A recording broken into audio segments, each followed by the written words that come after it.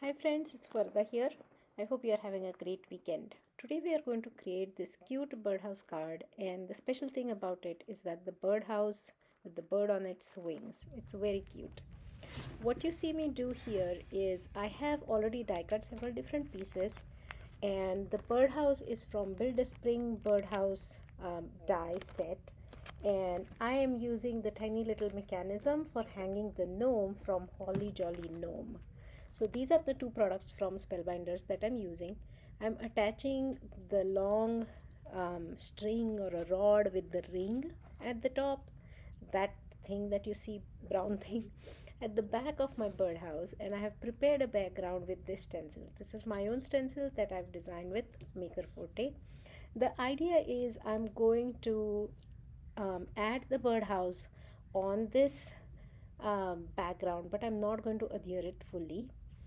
In the middle of that ring, I'm going to add a little round foam to hold it in place so that it doesn't run away.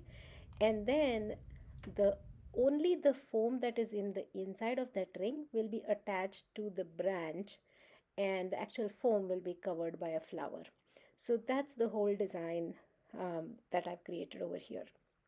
What you see me do now is I have die cut a bunch of flowers and leaves from the Wreath Builder die set, and I'm assembling them. That's why I fast forwarded everything. You don't want me to see assemble this. And so I'm very nitpicky in this particular video. I have used dies by cutting them apart, the designs by cutting them apart, by adding different centers. So you name it, I've done all different kinds of fun with this die set. The end objective is to create a whole bunch of greenery and flowers to look like a very full tree, and the one of the flowers will be on the branch, and that will hide the little foam that I'm going to make sure goes inside that ring at the top of my birdhouse, and that's the whole idea here.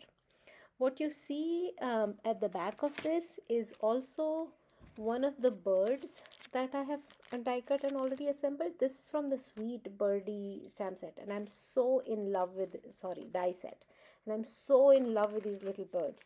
Little Chickadee and Sweet Birdie. I think they are going to become my all-time favorite bird dies. They're just perfect size and so many different ways to assemble, and I simply love them. Let's speed up a little bit. What you see me do here now is I'm planning where I want the flowers and how I'm going to conceal the little foam that is going to be in the center of that ring. So I'm deciding I want one of the large flowers on the branch exactly where the ring will be, and I don't want it to look like there's only that one big flower out of the blue, so I'm adding a lot of florals all around it so that it looks like a really blooming full of flowers kind of a tree. So that's what I'm doing there. I have also die cut several smaller leaves and buds, and I'm making sure that my ring will be completely concealed by the flower. This is one thing I find myself do all the time when I am doing some kind of an interactive card. I keep going back to check whether the design still works almost after every step. What I also noticed that in the middle there is a heart in that birdhouse, and then that heart is blank, so we could see the rod from behind, which I didn't like. So I covered it with a brown heart, and now the first thing I'm doing is making sure that the flower is exactly in the place where I want it to be. It looks natural, like it is coming out of that branch, and I will adhere them together, and I will adhere the birdhouse. I will adhere, I won't adhere anything on the birdhouse. I'll simply adhere uh, round foam. Actually, I used one of the flower centers to cut the round foam that goes inside that ring. That's what I want to conceal under that flower. So I'm getting that particular part exactly how I want it, and then the rest of them I can do a little bit of freehand. That's the idea here.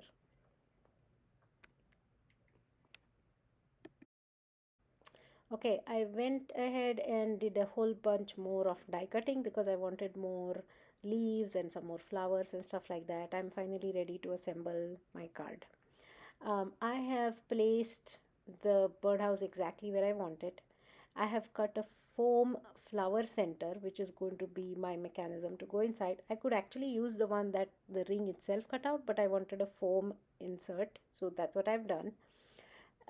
Now if I just put the foam there and rest of my branch is sticking directly to the card base, is going to be wonky.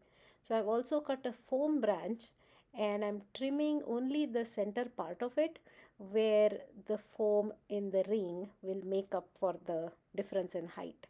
So that's that's will that's what will keep my branch very sturdy and not sagging on one side and not looking proper. So to make up for the height of my branch um, from the base of my card base, what I'm doing is I'm adding foam, but I have trimmed off the part where the center foam of that ring will make up for that height difference. I hope that makes sense. So I'm adhering only the two separated parts, the starting of the branch and the ending of the branch, and the flower, the main flower which is going to conceal that foam, does not have any more additional foam on the back. So that's how I'm going to adhere everything to my card base. Yeah, I keep doing some final adjustments here, and that's why liquid glue is my best friend in these kind of scenarios. Liquid glue is what makes it possible that I can scoot things a little bit, like you see me do here, scoot things a little bit, um, adjust some finer details and stuff like that. I also noticed that my branch um, was a little would the end of my branch would hang off of my card base, so I made sure I cut it straight so that it's flush against the top of my card base. Now I'm ready to sandwich the ring part, hold the foam um, circle and attach the branch. I'm sorry, my head keeps coming. I want it to be exactly staring at it straight down, so that's why my head keeps coming in the middle of your view. I'm sorry about that. And as you see here, I'm going to use liquid glue again because it gives me a little bit of a wiggle room, and I'm not adhering the flower itself because I don't want the ring to get accidentally stuck.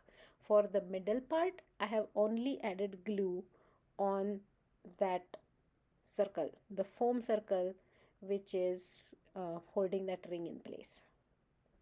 I think that's the most important, or the not it's not too complicated, but kind of the most important part of this mechanism, and rest of it is just fun. I went to town adding a lot of different die cuts, florals, and I also, of course, I added the bird.